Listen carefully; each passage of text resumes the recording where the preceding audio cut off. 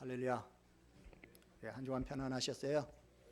우리 서로 참 마지막 주인데 인사 나누시죠. 우리 옆에 분. 그래서 이렇게 내 옆에서 이렇게 같이 예배 드려 주셔서 정말 고맙습니다. 그래서 인사 한번 나누시죠. 감사합니다. 그렇죠? 여러분들이 옆에 앉아 있으니까 정말 얼마나 좋아요, 그죠? 참 2019년 여러분들과 함께 할 수 있어서 정말 감사합니다. 자, 지난 시간에 요한의 사명이 무엇이라고 그랬죠? 교회의 현재와 미래의 모습을 기록해서 교회에 보내는 것이라고 그랬죠. 자, 요한은 하나님의 명에 의해서 교회의 현재 모습을 기록해서 이제 소아시아 7교회에 보냅니다. 자, 오늘은 첫 시간이기 때문에 본문을 보기 전에 먼저 좀 잠깐 볼 게 있어요. 그게 뭐냐면 2장 3장에 나오는 7교회의 모습을 우리가 어떻게 해석할 것이냐 하는 거예요. 왜냐하면 이 7교회의 모습을 현재적이고 역사적으로가 아니라 미래적인 해석을 하려는 사람들이 있기 때문이에요. 이들은 7교회를 7시대로 나누어서 해석을 해요. 한국교회 대표적인 분들 중에 이광봉 목사님 이런 분들이 아주 대표적으로 그러는데요. 무슨 얘기냐면 에베소 교회는 초대교회의 모습이다. 그 다음에 서만학 교회는 순교시대 교회의 모습이다. 버가모 교회는 국교시대, 그러니까 국가가 종교를 탄압하던 시대의 교회의 모습이다. 그리고 두아디라 교회는 중세의 암흑시대의 교회의 모습이고, 그리고 사대 교회는 종교개혁 시대의 교회이고, 그 다음에 빌라델비아 교회는 이제 선교시대의 교회의 모습이고, 그리고 마지막 라오디게아 교회는 현재 종말 시대인 오늘 우리의 교회의 모습을 말해주고 있다. 이렇게 해석을 하는 거예요. 근데 7교회를 7시대로 구분을 한다는 자체가 이미 그들은 세대주의 영향을 지금 받고 있는 거예요. 이제 처음에 한국에서 요한계시록을 강해한 분이 조영기 목사님이었기 때문에 그분이 세대주의자이기 때문에 한국에는 이 세대주의 영향을 받은 분들이 많아요. 그래서 여러분들이 잘 많이 익히 들은 휴건이 무슨 7년 대환란이니 이런 거 다 세대주의 전천주의자들이 주장하는 것들이거든요. 근데 이들의 견해를 받아들이게 되면 요한계시록을 우리가 정상적으로 해석할 수가 없어요. 물론 그들은 그게 자기들이 그 해석이 정상이라고 그래요. 근데 사실은 그게 정상이 아니거든요. 여러분들이 인터넷이나 유튜브나 이런 데 떠도는 요한계시록에 관한 이 견해들을 보면요, 사실 여러분들에게 도움이 되기보다는 도움 안 되는 내용들이 대부분이에요. 요한계시록을 전문적으로 연구하는 학자나 목사들이 아니라면 사실 잘못된 해석들은 가급적이면 성도들 입장에서는요, 보지도 말고 듣지도 않는 게 사실 좋아. 7교회는 그 당시 소아시아 지방에 있는 교회들로 요한이 이제 유대 전쟁으로 유대가 망한 뒤에 이제 에베소로 이주한 후에 죽을 때까지 한 30년 정도 이렇게 사역했던 교회들이에요. 근데 처음에도부터 제가 이야기했지만 이 7교회는 모든 시대에 모든 교회를 대표하고 있는 교회들이에요. 그건 이제 각 교회들마다 이제 편지 마지막에 성령이 교회들에게 하시는 말씀을 들을지어다 라는 말씀을 통해서도 우리가 알 수가 있는 거죠. 교회들에게라고 그랬어요. 에베소 교회 너희에게만 하는 말이 아니에요. 모든 교회들에게 하시는 말씀이에요. 그러니까 2장 3장에 7교회에 주시는 말씀은 이 땅에 존재하고 있는 모든 지상교회의 모습을 우리에게 지금 보여주고 있다, 이렇게 보면 돼요. 그러니까 이제 계속 보겠지만 각 교회들마다 보면 흠도 많고 문제도 많아요. 아직 완성되지 않은 이 지상의 교회의 모습을 7교회의 모습을 통해서 우리에게 지금 보여주고 있는 거예요. 그 중에 오늘 이제 첫 번째로 에베소 교회를 통해서 보여주는 교회 모습을 보겠습니다. 먼저 에베소라는 도시가 어떤 곳인가 하는 배경을 좀 먼저 우리가 잠깐 보고 갈 필요가 있겠죠. 에베소는요, 소아시아 지방 정치 경제 중심 도시예요. 그 당시 로마 제국의 소아시아주의 수도는요 버가모입니다. 이제 세 번째 나오는 버가모라는 곳인데요. 근데 사실은 이제 에베소라는 도시가 훨씬 더 커요. 가장 큰 도시거든요. 그러다 보니까 사실 실질적인 수도 역할을 감당한, 그래서 그 시대에 이 1년에 한 번씩 일어나는 제전이 바로 이 에베소라는 도시에서 있었어요. 그리고 이곳은요 교통의 요충지예요. 카이스테르 강 하구에 위치하고 있는 해상교통의 요충지고, 그리고 유럽에서 아시아로 넘어오는, 배 타고 넘어오면 이제 도달하는 곳이 이 에베소라는 곳이에요. 그러니까 오늘날 우리로 말하면 무역항, 항구 도시예요. 그리고 학문의 중심지고요. 그 당시 아주 유명한 에베소 도서관이 그곳에 있었고요. 그리고 정치적인 자유 도시예요. 무슨 얘기냐면 자치권을 허용받았단 말이죠. 그래서 이게 자기들 민회를 한 2만 5천 명이 앉을 수 있는 아주 거대한 그 경기장이 있어가지고 그 자치 민회를 거기서 열어가지고, 그리고 로마에서는 이제 순회 재판사가 와서 거기서 순회 재판을 하고. 근데 이제 안 좋은 부분은 그곳이 바로 우상의 중심지예요. 그래서 고대 세계의 7대 불가사의 중에 하나라고 일컬어지는 아데미 신전이, 아주 거대한 아데미 신전이 바로 이 에베소에 있어요. 아데미라는 것은 라틴어로 말하는 다이아나입니다. 여러분 옛날 영국에 그 다이아나비라는 게 있었죠. 이제 그인데요. 그게 바로 에베소 도시의 수호신이에요. 근데 이 신은, 그러니까 그리스 신화의 가장 최고 신인 제우스 신의 딸인데요. 아폴론의 이제 쌍둥이 자매예요. 근데 그 신상이 어떻게 생겼냐면 이렇게 여자의 모습인데요. 이 가슴 부분이 유방이 그냥 뺑 돌아가면서 18개인가 달려 있어요. 무슨 얘기입니까? 이 신은 바로 풍요와 그리고 출산의 그런 신인 거죠. 그리고 이 도시는 황제 숭배를 하는 그런 이제 도시예요. 근데 이렇게 우상에 본거진 이런 에베소라는 도시에 주님이 은혜를 내려주셔가지고 그의 몸된 교회를 그곳에 세워주셨어요. 그리고 오늘 이제 그 에베소 교회를 향해서 이제 말씀하십니다. 1절 같이 읽죠. 에베소 교회 사자에게 편지하라. 오른손에 있는 7뼈를 붙잡고 7 금초대 사이를 거니시는 이가 이르시되. 자, 주님은 7 교회마다 나타나실 때 우리 1장에서 요한이 환상 중에 보았던 그 부활하신 주님의 모습 본 거 있죠? 자, 머리서부터 발끝까지 쭉 이렇게 봤잖아요. 그 부분들인데 각 교회마다 그 교회에 맞는 모습으로 나타나셔요. 근데 오늘 에베소 교회는 어떤 모습으로 나타나시느냐? 오른손에 7뼈를 붙잡고 7 촛대 사이를 거니시는 분으로 나타나셔요. 왜 주님은 에베소 교회에 나타나실 때 그런 모습으로, 다른 모습도 많은데 왜 그런 모습으로 나타나셨을까? 또 2장부터 4절, 2절부터 4절까지 같이 읽죠. 내가 내 행위와 수고와 내 인내를 알고 또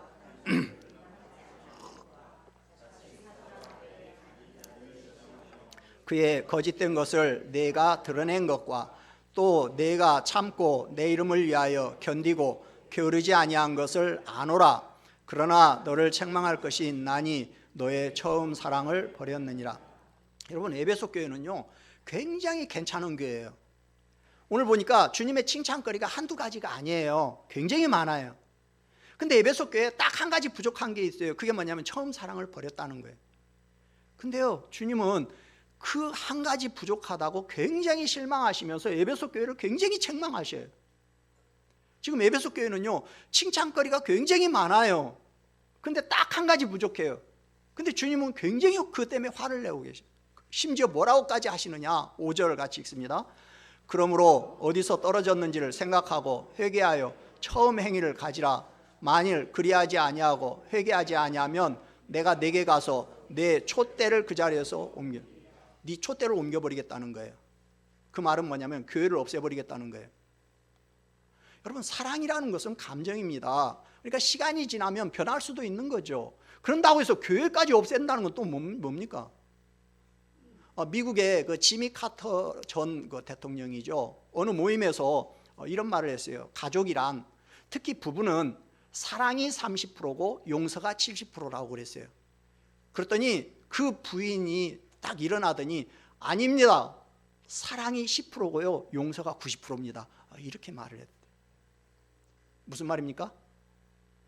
남자와 여자가 서로 사랑해가지고 부부가 되지만 사실 부부관계는, 가정이라는 건 사랑으로 유지되는 것이 아니라 용서로 유지가 된다는 거죠. 사실 처음에 가졌던 사랑이라는 감정이 마르고 닳도록 끊임없이 계속되는 거, 그게 가장 좋은 거죠. 바람직하죠. 그러나 사실 정말 어려운 일이에요. 근데 에베소 교회가 처음 가졌던 사랑을 잃었다고 해가지고 교회를 없애버리겠다고 한 거, 이건 좀 너무한 거 아닙니까? 에베소 교인들 입장에서 보면 얼마나 황당하겠어요. 지금 주님을 배신한 것도 아니고 여전히 주님 사랑합니다. 근데 좀 그 정도가 좀 약해진 거죠. 그 대신에 칭찬받을 일이 얼마나 많아요. 근데 사랑이 좀 약해졌다고 교회를 없애버리겠다니, 어떻게 그러실 수 있습니까? 만약에 이런 식으로 극단적으로 말한다면 예수님에게 책망받지 않을 사람이 몇이나 되겠어요? 우리가 그것이 주님이 됐던 사람이 됐던 그 대상에 대해서 10년이고 20년이고 50년이고 처음 사랑을 유지한다는 건 참 쉬운 일이 아니에요. 너희가 처음 사랑을 버려서 내가 너희를 책망하러 왔다라는 것은 조금은 억지죠. 무리가 있습니다. 사랑이 좀 변했다고 주님이 오셔가지고 너 왜 사랑이 변했냐? 너 왜 그 사랑을 지키지 못했느냐? 이렇게 책망하시는 것은 지금 에베소 교회의 형편을 감안하면 사실 에베소 교인들에게는요 굉장히 불편하게 들리는 말일 수 있어요. 근데 주님이 왜 그러셨을까? 에베소 교인들에게 처음 사랑에 대해서 왜 그렇게 집요하게 물고 늘어지면서 책망까지 하시면서 이 사랑을 지금 환기시키시려는 이유가 무엇일까? 예수님은 에베소 교회 성도들을 지극히 사랑하셔요. 또 그 교회의 형편과 성도들의 처지도 아주 잘 알고 계셔요. 근데 주님이 이들을 책망하시는 것은요 이유가 있기 때문인 거예요. 그것은 교회에서 사랑이 빠져버리면 그건 안 꼽는 찐빵과 같다는 거예요. 교회를 교회되게 하는 가장 중요한 요소가 바로 사랑이라는 거예요. 교회에서 다른 걸 아무리 잘해도 사랑이 결여되어 있다면 그것은 아무 의미가 없다는 거예요. 에베소 교회는 사실 잘하고 있는 게 굉장히 많아요. 자, 오늘 주님의 칭찬부터 좀 먼저 보죠. 2절 3절을 다시 한번 읽어보죠. 내가 내 행위와 수고와 내 인내를 알고 또 악한 자들을 용납하지 아니한 것과 자칭 사도라 하되 아닌 자들을 시험하여 그의 거짓된 것을 내게 드러낸 것과 또 내가 참고 내 이름을 위하여 견디고 게으르지 아니한 것을 아노라. 자, 주님은요 7별을 오른손에 붙잡고 7촛대 사이를 다니시는 분이에요. 무슨 얘기예요? 에베소 교회의 형편에 대해서 누구보다 지금 잘 알고 계신다는 얘기예요. 지금 주님의 말씀에 대해서 아니라고 반박할 수 있는 존재는 누구도 없다는 얘기예요. 주님은 교회의 머리로서 지금 신적인 통찰력을 가지고 에베소 교회의 상황에 대해서 누구보다 잘 알고 계시는데, 근데 주님은요 먼저 에베소 교회에는요 행위와 수고와 인내가 있다는 거예요. 이게 행위라는 건 이 교회가 설립된 이후에 보여준 일반적인 믿음의 행위들을 말하는 거예요. 그 다음에 수고는 이건 단순한 어떤 육체적인 피곤이 아니라 피를 흘릴 정도로 심각한 고통을 말하는 거고요. 인내, 이건 하나님의 말씀과 예수님의 증거로 인한 현실적인 수고에 대한 그리스도인들의 신앙적인 태도를 말하는 거죠. 자, 여러분 데살로니가 전서 1장 3절에 보면 유명한 말씀이 있죠. 너희의 믿음의 역사와 사랑의 수고와 우리 주 예수 그리스도에 대한 소망의 인내를 우리 하나님 아버지 앞에서 끊임없이 기억하면이 그랬잖아요. 바로 이 바울이 데살로니가 교회에 말했던 믿음의 역사, 사랑의 수고, 소망의 인내가 에베소 교회에는 다 있었다는 거예요. 이 세 가지가. 둘째로 주님은 에베소 교회가 악한 자들을 용납하지 아니한 것도 아셔요. 이게 악한 자들이라는 건 율법을 무시하거나 도덕성이 결여된 자들, 우상숭배나 음행이나 토색이나 후욕과 같은 비윤리적인 범죄를 아무 거리낌 없이 자행하는 자들, 이들을 용납하지 않았다는 거예요. 그러니까 비도덕적인 악한 사람들이 교회 내로 침투하는 것을 막고 저들을 적극적으로 출교시켰다는 거예요. 교회를 지켜냈다는 거죠. 세 번째, 주님은 에베소 교회가 사도를 사칭하지만 사도가 아닌 자들을 시험해서 그들의 거짓됨을 드러낸 것도 아셔요. 이게 사도를 사칭하는 자들이라는 것은 6절에서 말하는 니골라당을 말하는 것으로 보입니다. 먼저 6절을 먼저 볼까요? 같이 읽죠. 오직 내게 이것이 있으니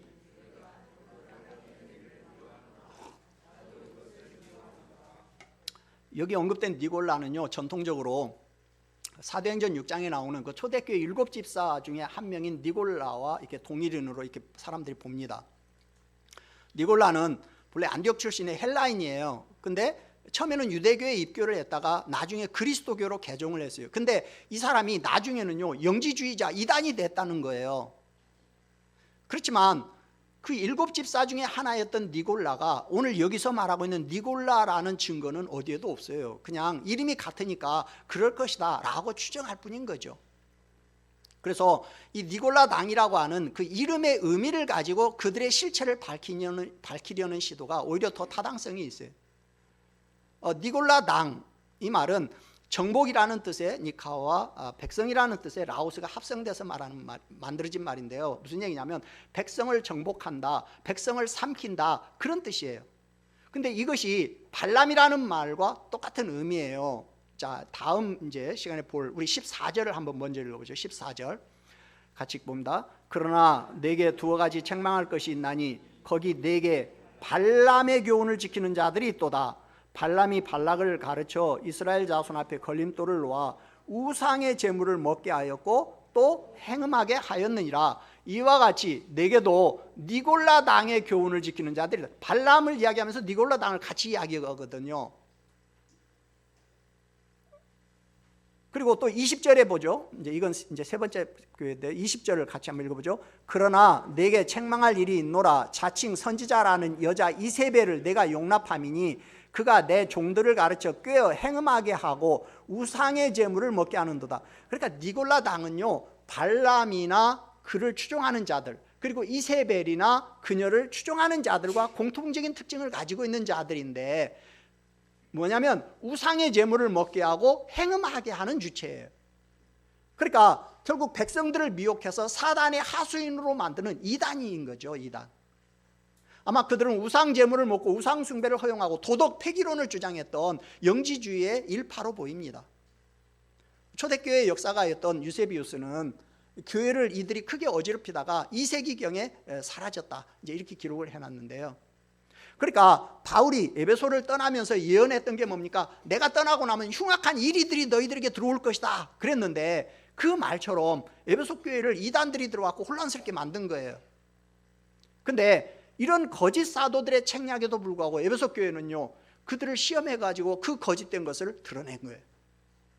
자, 에베소 교회가 이렇게 신앙적으로 잘못된 자들, 윤리적으로 잘못된 자들을 분별해서 교회에서 추방함으로 교회를 깨끗하게 유지시킬 수 있었던 이유가 뭐냐?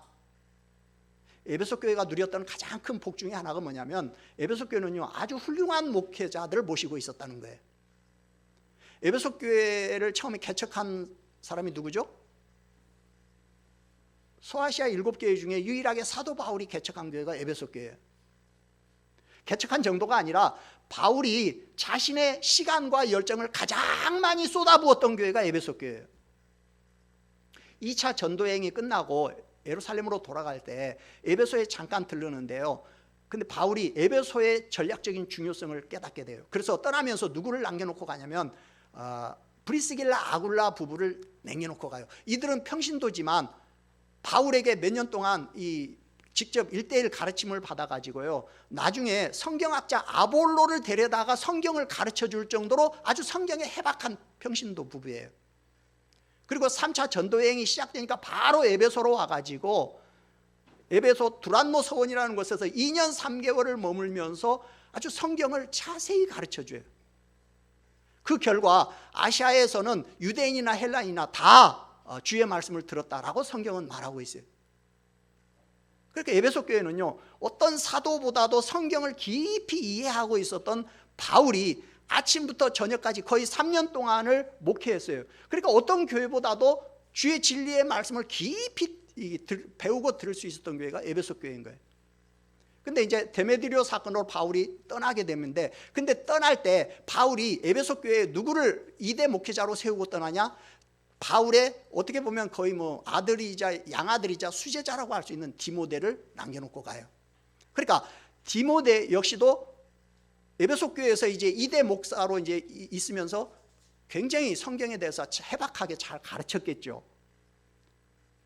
그리고 이제 한 10년쯤 지난 뒤에 요한이 에베소로 오게 돼요.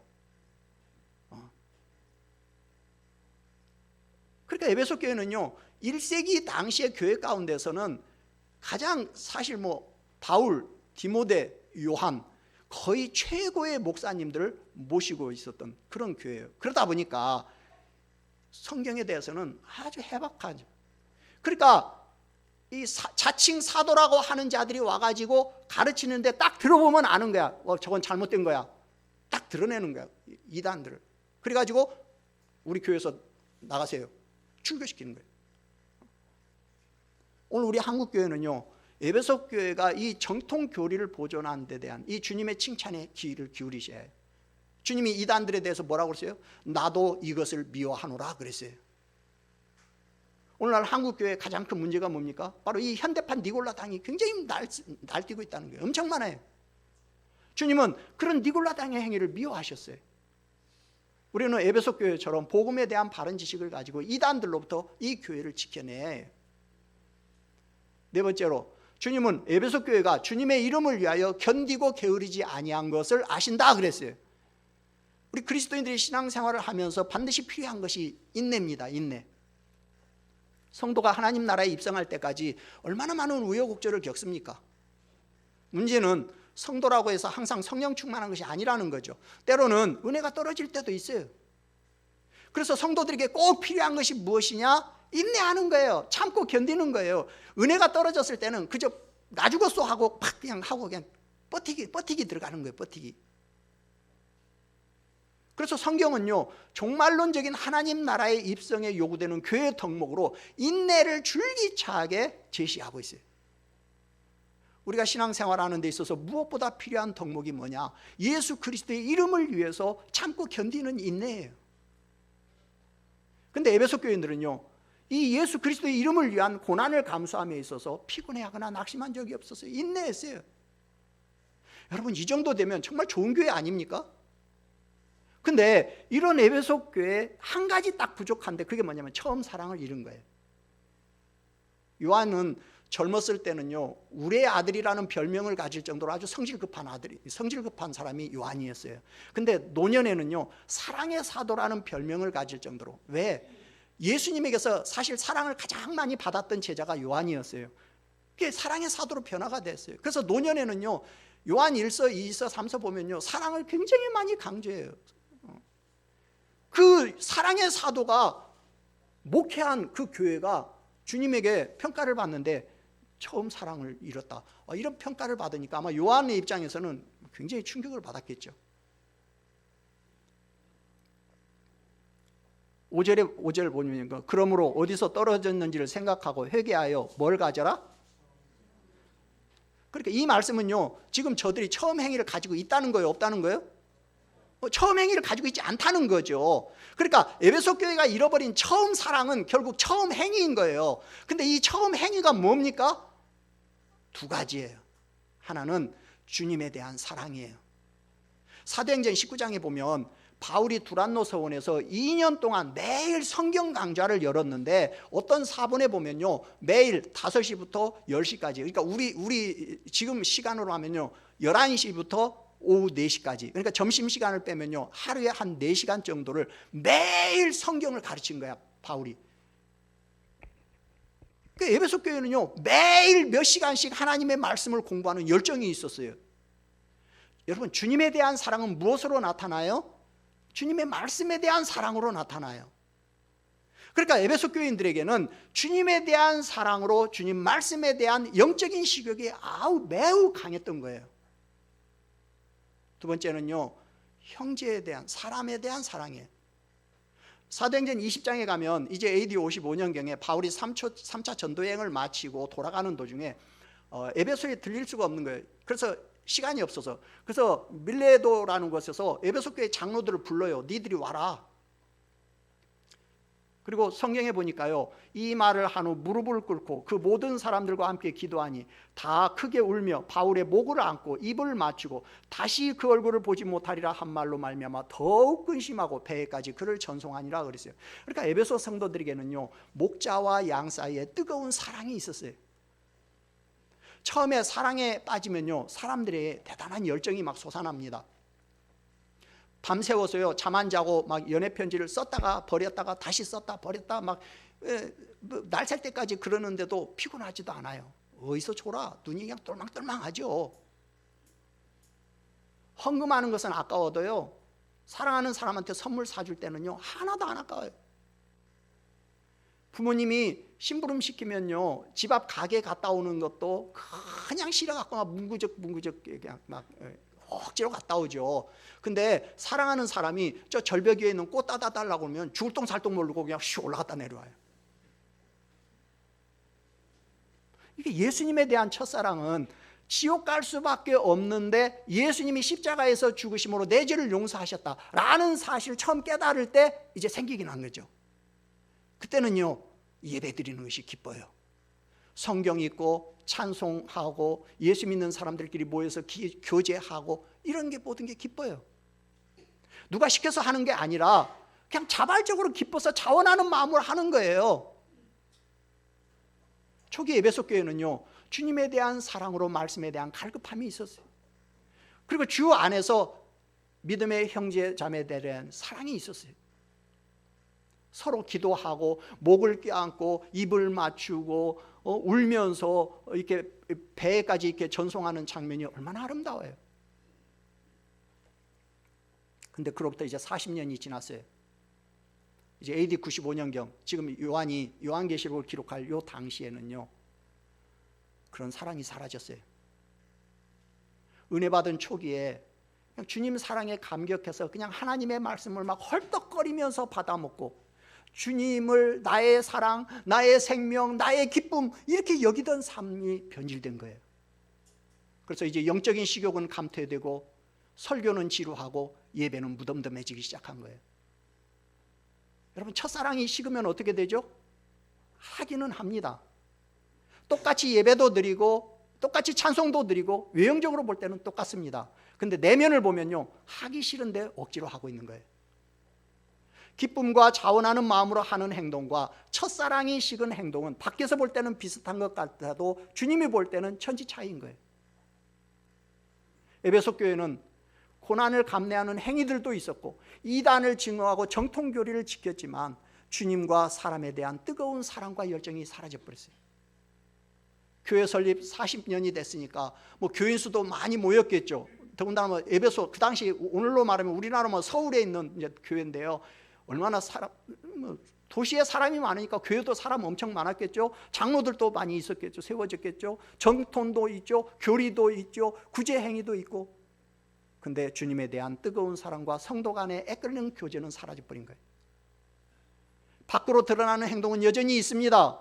이단으로부터 지키는 머리도 있습니다. 근데 가슴은 싸늘히 식어버렸어요. 하나님 말씀은 권태롭고 사람은 귀찮고. 이유가 뭡니까? 처음 사랑을 잃어버렸기 때문에. 예배드리는 외형적인 모습에는 별로 문제가 없어요. 근데 사람들은 예배를 드려도 아무 감동이 없어요.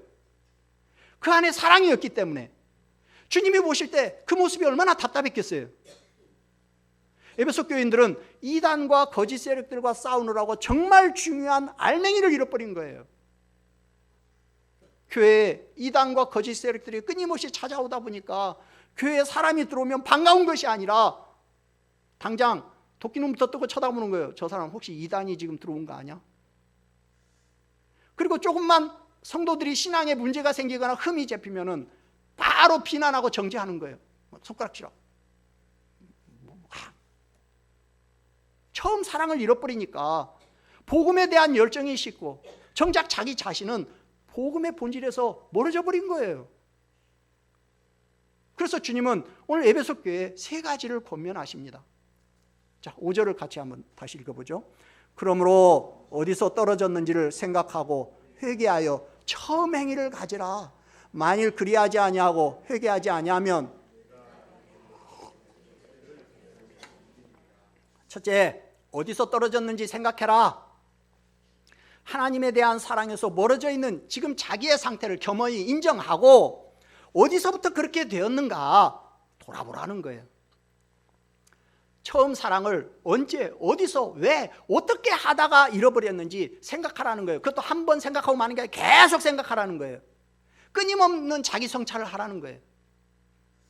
분명히 뭔가 어떤 계기가 있었겠죠. 그렇게 될 때는. 그러니까 언제부터 복음의 감격을 잃어버렸고 그냥 의례적인 종교 생활만 남았는지 그 원인이 어디에 있는지 한번 찾아보라는 거예요. 에베소 성도들아, 너희들이 언제부터 그렇게 날카로운 성도들이 됐냐?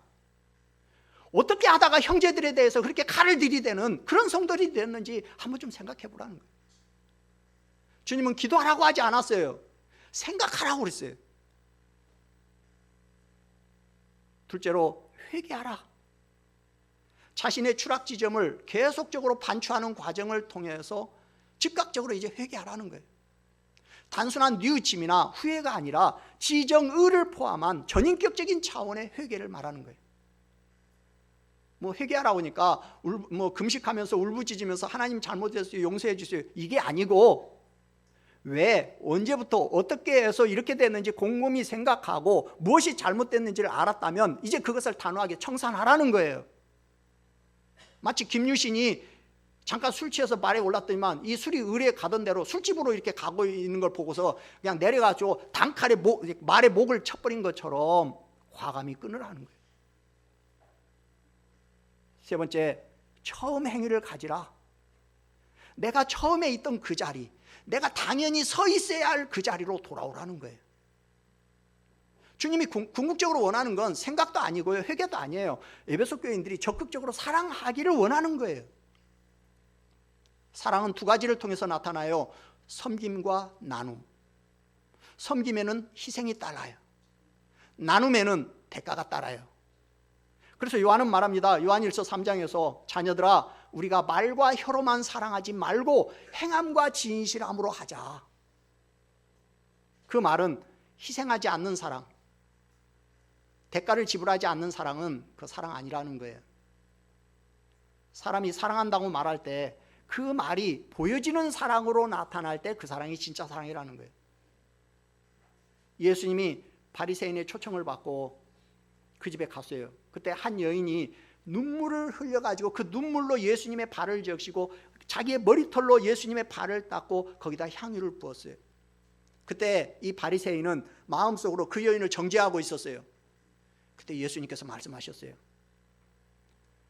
내가 너희 집에 올 때 너는 나한테 발 씻을 물도 안 줬다. 근데 저 여인은 눈물로 내 발을 씻기고 머리털로 닦았고 너는 나한테 입도 안 맞췄다. 근데 저 여인은 내가 들어올 때부터 내 발에 입 맞추기를 그치지 아니하였다. 너는 내 머리에다 감람유도 부어주지 않았다. 근데 저 여인은 내 발에 향유를 부어주었다. 이것은 그의 사랑함이 많음이라 그랬어요. 우리가 주님께 드리는 헌금이 뭡니까? 하나님에게 드리는 헌신이죠. 우리가 하나님께 마땅히 드릴 헌신을 드리지 않으면서 하나님 사랑합니다 아무리 말해봐야 주님에게는 그것은 공허한 소리일 뿐이라는 거예요. 지금 에베소 교회의 문제는 이 사랑의 행위가 없다는 거예요. 아무도 하나님 사랑과 형제 사랑의 희생과 대가를 지불하려고 하지 않는다는 거예요. 그래서 주님은 이제 경고하십니다. 만약 회개하고 사랑의 행위를 회복하지 않으면 내가 너한테 가서 내 촛대를 옮겨버리겠다. 무슨 말입니까? 주님의 처방에도 불구하고 교회가 자기의 지금 상태를 깨닫고 회개해서 처음 사랑을 회복하지 않으면, 즉 처음 행위를 갖지 않으면 교회를 없애버리겠다는 거예요. 주님이 오른손에 7뼈를 붙잡고 7 금촛대 사이를 다니시는 분으로 나타나신 이유가 바로 이거인 거예요. 주님은 교회의 머리예요. 주님은 교회의 주인인 거예요. 교회를 주관하시는 분이라는 거예요. 그러니까 주님이 마음에 안 들면 교회를 없애버리겠다는 거예요. 오늘 주님의 판단대로라면 교회에서 정말 중요한 것은 일이 아니라는 거예요. 교회의 본질은 사랑이라는 거예요. 교회가 첫사랑을 잃어버리면 교회로서 존재의 의미가 없다는 거예요. 그러니까 교회를 없애버리겠다는 거예요. 이단을 몰아내는 이 정통 교리를 사수한 그런 귀한 교회지만, 그러나 교회의 본질인 사랑이 없다면 역사에서 지워버리겠다는 거예요. 그게 오늘 에베소 교회를 향한 주님의 말씀이에요. 그러면서 마지막으로 약속하십니다. 7절 같이 읽습니다. 귀 있는 자는 성령이 교회들에게 하시는 말씀을 들을지어다. 이기는 그에게는 내가 하나님의 낙원에 있는 생명나무의 열매를 주어 먹게 하리라. 이 말씀은 성령님의 말씀이라는 거예요.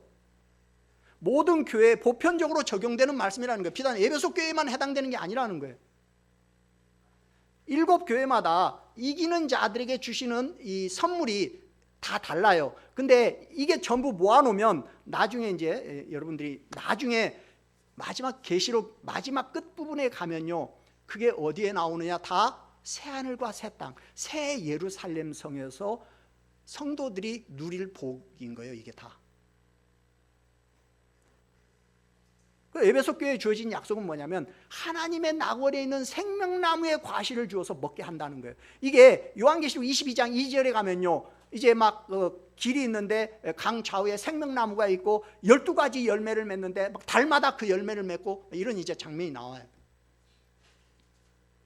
그래, 이건 뭐냐면 새하늘과 새 땅의 생명나무에 나아갈 것을 우리에게 약속해 주는 거예요.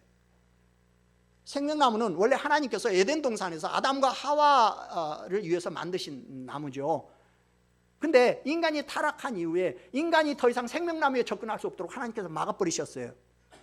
근데 이제 새하늘과 새 땅에서 다시 생명나무로 접근하는 게 허용이 되는 거예요. 이 약속은 결국 주님 말씀에 순종해서 믿음으로 끝까지 승리하는 자들에게는 하나님과의 생명의 교제가 회복되어서 약속한 영생을 풍성하게 누리게 된다. 즉 새 예루살렘 성에 들어갈 수 있는 자격을 주겠다는 거예요. 새하늘과 새 땅의 영원한 백성으로 삼겠다라는 약속인 거예요. 여러분, 지금 우리 교회의 모습은 어떻습니까? 주님이 우리 교회를 바라보시면서 하나님 사랑과 형제 사랑에 대해서 평가하신다면 몇 점이나 줄까요? 지금 우리 교회 신학적으로나 신앙적으로 문제가 있습니까? 아마 주님이 그러실 것 같아요. 너희들이 나를 사랑해서 열심히 있고 그리고 이단들에 대해서 안타까워하는 마음이 갖고 있는 거 그거 내가 다 안다. 근데 너 정말 나 사랑하니? 그리고 나를 사랑하는 그 사랑으로 형제들을 사랑하고 있니? 다른 성도들의 고민과 아픔에 대해서 관심이 있냐? 주님이 지금 이걸 물어보고 계시는 거예요. 주님이 원하는 것은 억지로 마지못해서 끌려오듯이 교회에 나와서 시간을 때우다 가는 게 아니에요. 주님은 지금 우리가 어떤 심정으로 예배를 드리고 있는지 그 중심을 보셔요. 정말 주님의 은혜가 충만해서 말씀을 들을 때 아멘으로 받으시고 찬송을 불러도 마음을 다해서 정말 힘있게 부르시고 그러고 있습니까? 혹시 예배를 드릴 때도 핸드폰에서 손에서 핸드폰을 놓지를 못하고 있는, 늘 눈길이 핸드폰에 가 있는, 그러지는 않습니까? 그러면서 주님 사랑한다고 아무리 고백해도 그건 주님에게는 공허한 소리일 뿐이라는 거예요.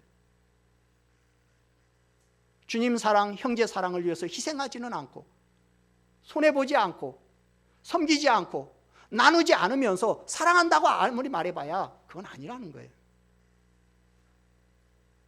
주님이 정말로 원하시는 것은 우리가 처음 사랑을 회복하는 거예요. 어떻게 해야 합니까? 방법은 하나밖에 없어요. 첫째로 주님과의 관계를 먼저 점검해야 해요. 교회에 나오고 있으니까 당연히 주님과의 관계가 좋을 것이다, 이 생각 버리시고 냉정하게 주님과 나와의 관계를 점검해 보라는 거예요. 내가 형제 사랑이 안 된다는 것은 이미 예수님과 멀어졌다는 얘기예요.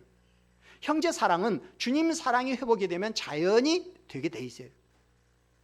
지금 주님과 나와의 거리를 측정해 보시기를 바랍니다. 주님과 나와의 거리를 측정하는 가장 쉬운 방법이 뭐냐? 예배와 말씀이 나에게 송이꿀처럼 다냐? 아니면 지루하고 짜증나 죽겠냐? 여러분들이 말씀을 듣는 태도, 위에서 보면요, 그냥 한번, 저는 그냥 이렇게 원고를 많이 충실하다 보니까 원고를 많이 보게 되는데 한번 쓱 봐도요, 여러분들이 말씀 듣는 태도, 그 다음에 찬송 부르는 태도, 찬송 부를 때 도대체 찬송은 안 부르고 뭘 쳐다보고 있는지 막죠? 보면 그냥 한눈에 쫙 들어오거든요.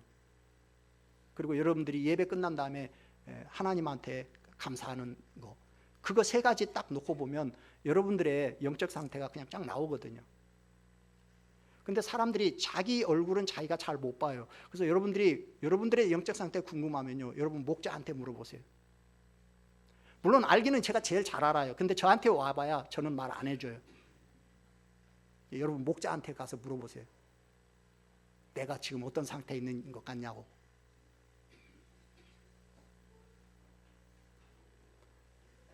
여러분이 첫사랑을 회복하는 첫 발걸음은 뭐냐면 주님과의 관계가 어떤 상태에 있는지 먼저 파악하는 거예요. 그래야 그 다음에 이제 여러분 명의는요, 명의는 다른 거 아니에요. 진찰을 정확하게 할 때 그 다음에 정확한 처방이 나오는 거예요. 진찰을 엉망으로 하면요, 엉망인 처방이 나오는 거예요. 그게 차이인 거예요. 처음에 우리가 할 일은 뭐냐? 주님과의 관계를 먼저 진단을 해야죠. 둘째로 주님과의 관계 파악이 됐으면 이제 회개해야 해요. 원래 자리로 돌아오셔야 해요. 주님이 궁극적으로 원하시는 것은 처음 사랑을 회복하는 거예요. 처음 행위를 가지는 거예요. 만약 내가 잘못됐다 생각되면 그 즉시 돌이켜야 해요. 이 말씀이 성령님이 지금 나한테 주고 계시는 말씀이다. 이걸 깨닫지도 못할 정도로 여러분들의 영성이 둔해지기 전에 회개하고 처음 자리로 돌아오셔야 해요. 세 번째, 이 말씀에 이 믿음의 싸움을 잘 싸워 이기는 자에게는 주님의 놀라운 보상이 주어집니다. 주님 말씀에 순종해서 승리하는 자들은 하나님과의 생명적인 교제가 회복되어서 약속한 영생의 복을 풍성하게 누리면서 살게 돼요. 물론 궁극적으로는 새하늘과 새 땅의 영원한 백성이 되어서 새 예루살렘 성에 들어갈 자격이 주어지는 거예요. 그러나 하나님의 낙원에 있는 생명나무 과실을 먹을 뿐만 아니라 우리가 이 땅에서도 주님이 주시는 생명나무의 과실을 먹는 복을 누리게 돼요.